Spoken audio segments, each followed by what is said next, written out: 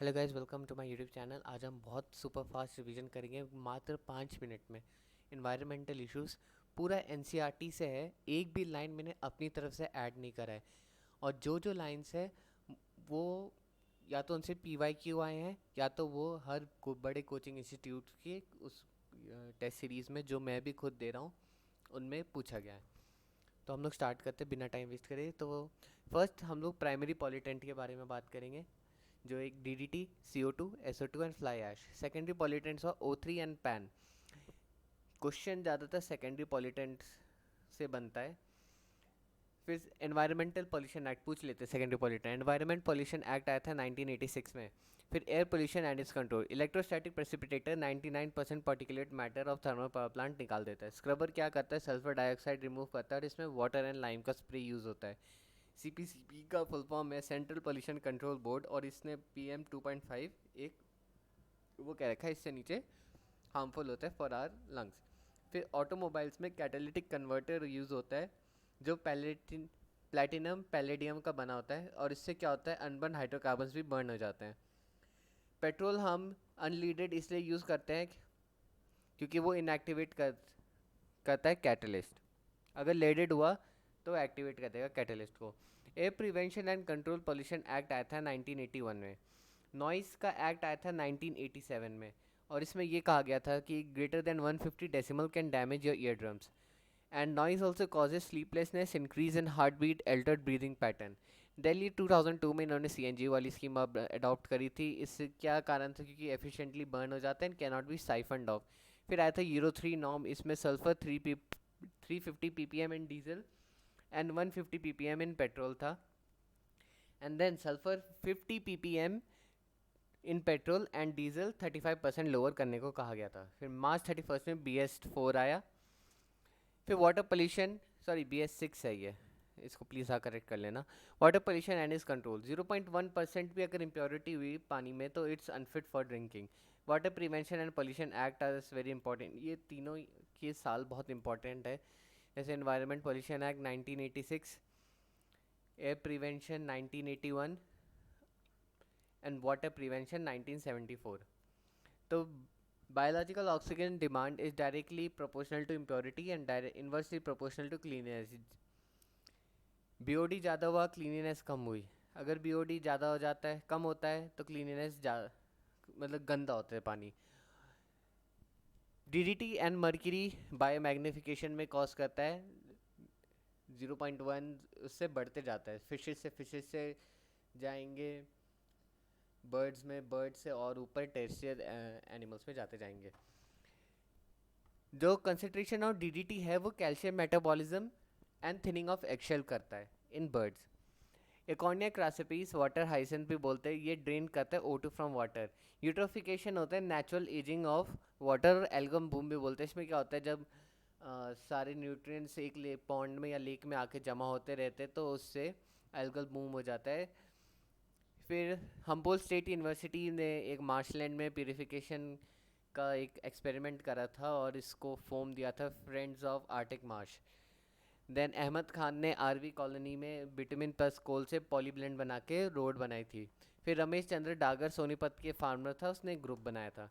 फिर radio active waste का disposal 500 metre deep below the earth surface करते हैं।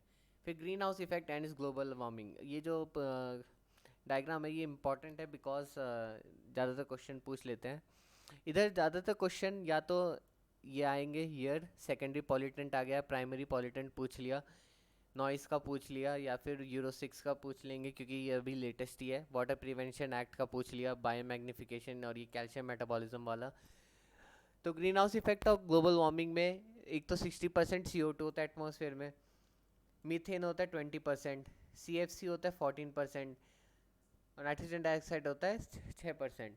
और क्लाइमेट इफेक्ट को एल नीनो इफेक्ट बोलते हैं। तो इसको ट्रिक कैसे याद करना है? अगर आपको करना है, CMCN 60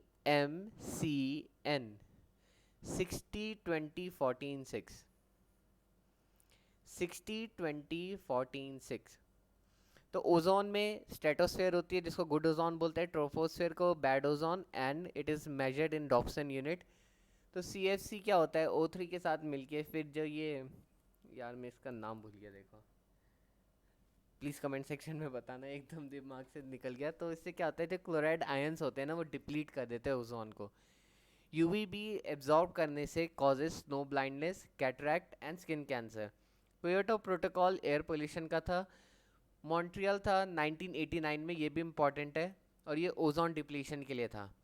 नेशनल फॉरेस्ट पॉलिसी 1988, इसमें 33% in plain and 67% in hills coverage होना था।